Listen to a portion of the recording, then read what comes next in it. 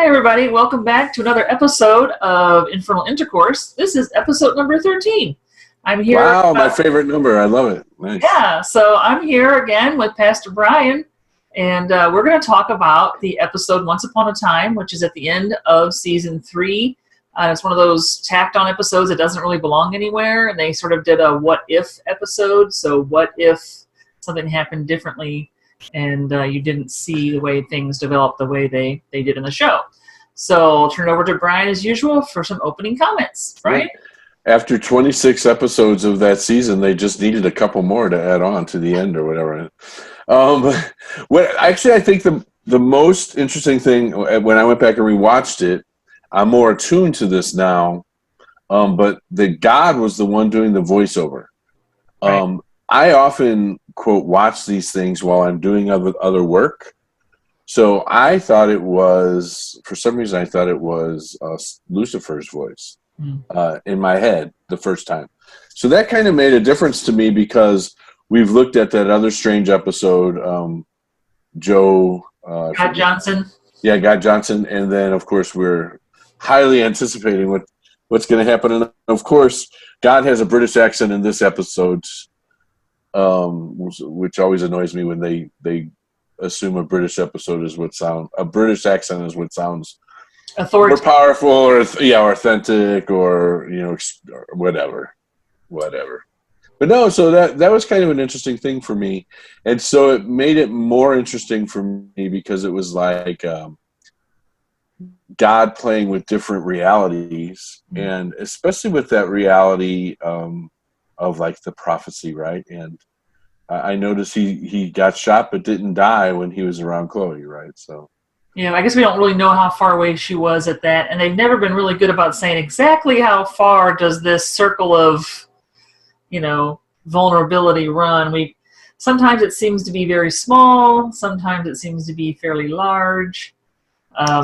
Did you catch in the episode, though, does her influence on him, is it in that episode or is it not? I didn't catch that. I don't know if they really touch on it. It's just that he's getting shot and then she shows up. So you're thinking, okay, how far away was she? Because like when he gets hit over the head by Cain's henchman and taken out into the desert at the end of season 2, we don't see her in the shot. It's only later that Cain tells him, well, I had my henchman hit you over the head when I knew she was in the area. And you're like, well, how in the area? 10 feet, 100 feet, 200 feet. And then that episode where they're trying to save the person who's going to get poisoned, and she's getting farther and farther away because she's chasing the poisoner, and he keeps slicing himself with something, and he, until he doesn't bleed anymore. And he's like, finally, she's far enough away. And it's like, this point, she seems to be probably a couple 100 yards away, because she's been running for a while.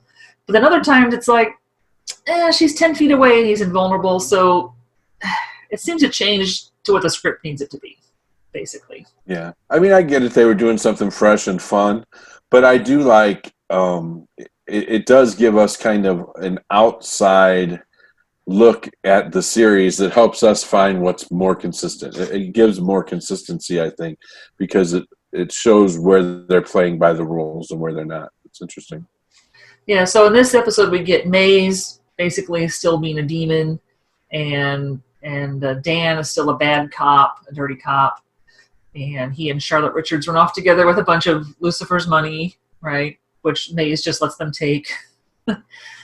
So we kind of see how our other characters' lives would have gone. Charlotte's clearly not going to get into heaven in this reality. Dan apparently not either. He's not going to be redeemed. So, and neither, I guess, is Maze. So it's like, in this reality, no one's better off. And Linda even has like a TV show, but she doesn't seem better off either. So we're getting this, if things had happened differently, everybody's lives would be just a little bit worse. Yeah. Well, I thought Maze particularly amused me because it's counterintuitive, because they had the makeup and the shroud and all that stuff, but it was almost over the top and laughable, not intimidating at all. Whereas when she's normally like half naked and sexy, she's much more frightening, right? Because when she says, "You know not to steal from the devil," I was like, I would have busted out laughing in her face, you know. Whereas normally when she's threatening us, she's pretty threatening, right? So I thought that was kind of funny. It was a little over the top there. Yeah, and it seems like she's missing hell or something, and she seems to be recruiting human women to be this little cadre of demonettes, you know. Yeah, we know what Maze is doing with all those beautiful human women, so I mean, you know, good for her. Yeah, so things are going a little bit differently, but you know, somehow we still have the fact that Chloe's in the right city and she's the right age, and she isn't in the right industry, but she still manages to sort of squirrel her way over to the police side of things. So, you know, those kind of things that God seems to have set up earlier, like when she was conceived, still happen. It occurred to me why I don't like this episode as much, and it's because in this episode, Zoe whines more about her father than Lucifer does. So, you know, it's just whine, whine, whine. You don't respect me enough to let me be a police officer. It's just like a second freaking Lucifer whining about daddy. Okay, Chloe.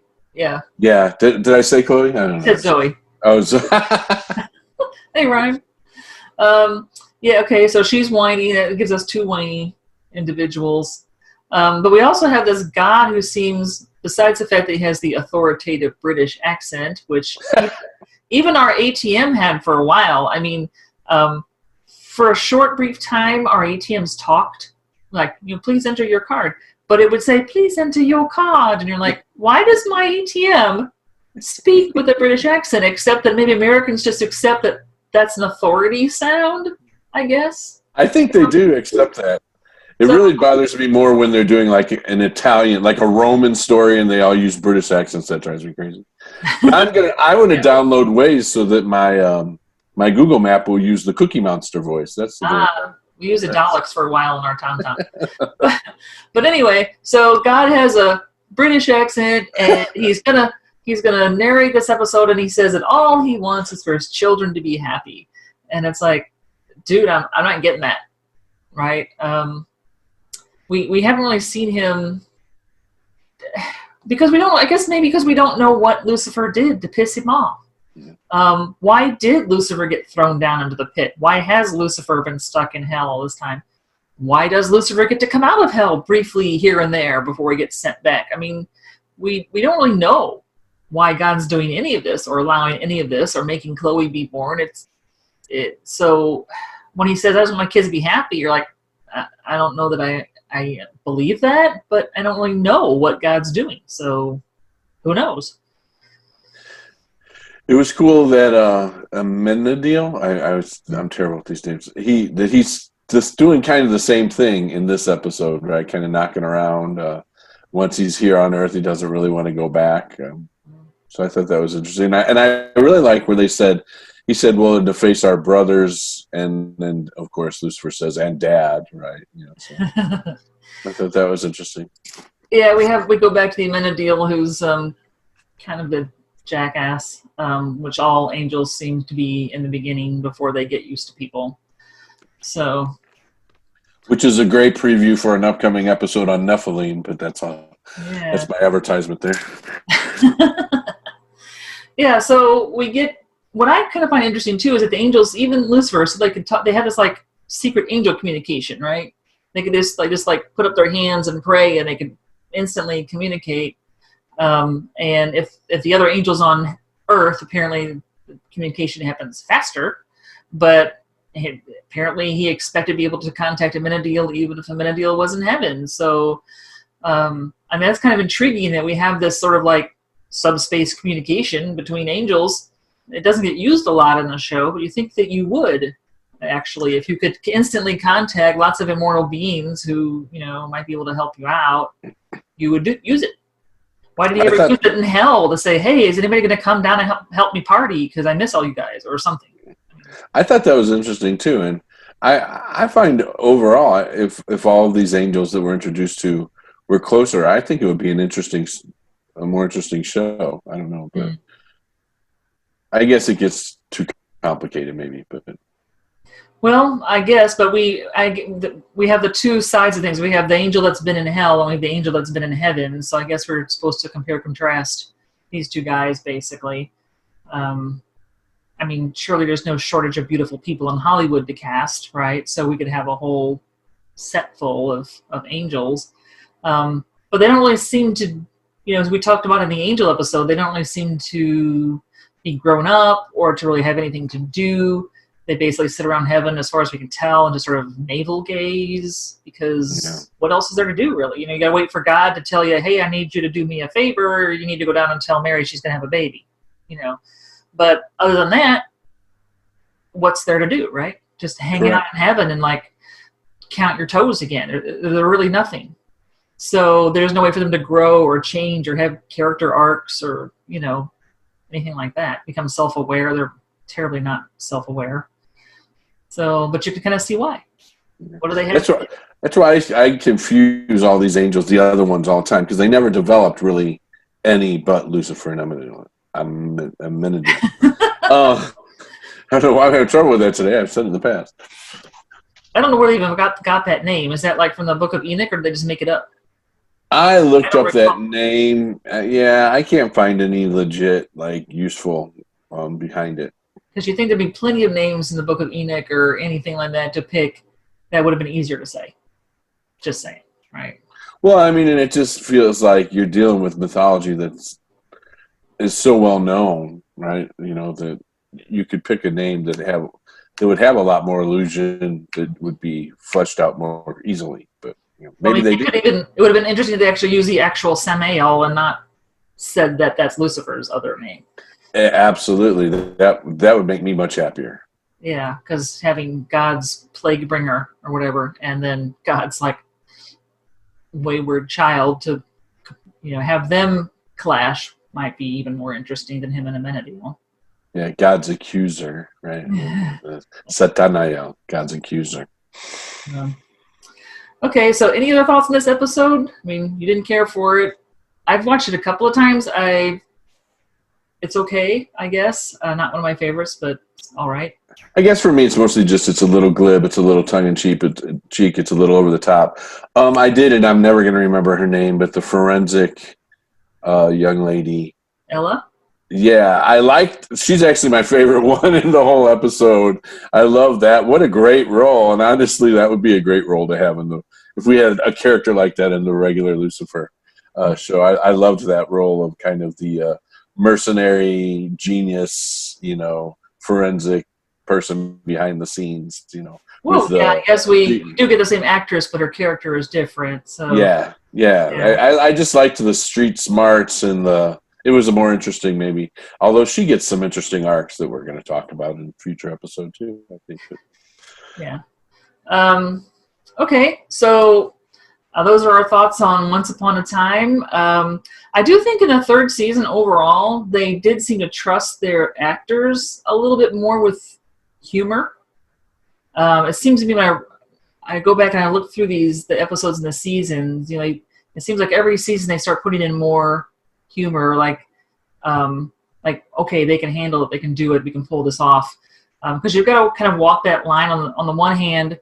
You want some seriousness. I mean, you want people to take the characters seriously and feel for them and hurt for them when they're upset.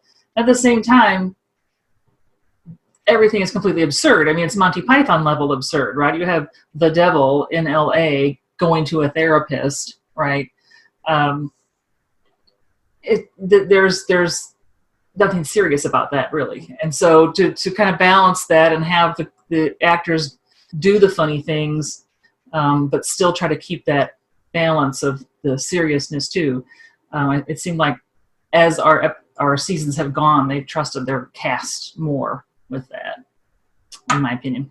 To varying degrees of success, in my opinion, but I do like when because it catches me when someone will say something about God darn or whatever, and Lucifer will be like, let's leave my father out of that. I do find that amusing because it sneaks up on you, and it reminds us how often in our common life we do evoke this kind of thing all the time without thinking about it literally. So right, or even hell. I mean, one thing that always makes Todd laugh when we're watching episodes of The Good Place is when one of the demons, instead of saying, "What the hell," says, "What the here, man?" And, you know, the first time you hear it, you're like, what did they say? And then you realize they substitute the word here for hell because they're in hell. So, you know. Yeah, I like that. That's a good. Yeah, I thought that's kind of fun. I enjoy that. Like I said, I don't enjoy all their humor. And maybe that's why season 3 seemed so long to me. But I think they they did a lot of backpedaling on Lucifer's character, and that really, and he seemed to like have to spent 2 seasons advancing a little bit, getting a little more self-aware, you know, growing in his relationship with Maze and everybody else around him. And then in the season 3, we kind of like took all that away, and he goes back to being the asshole from the beginning of season 1. It's like, didn't we just have like a couple seasons of character arc that just sort of got forgotten about here? But then season 4 was back on fire, I felt like. So, I mean, I feel like they got their groove back. You know? Yeah.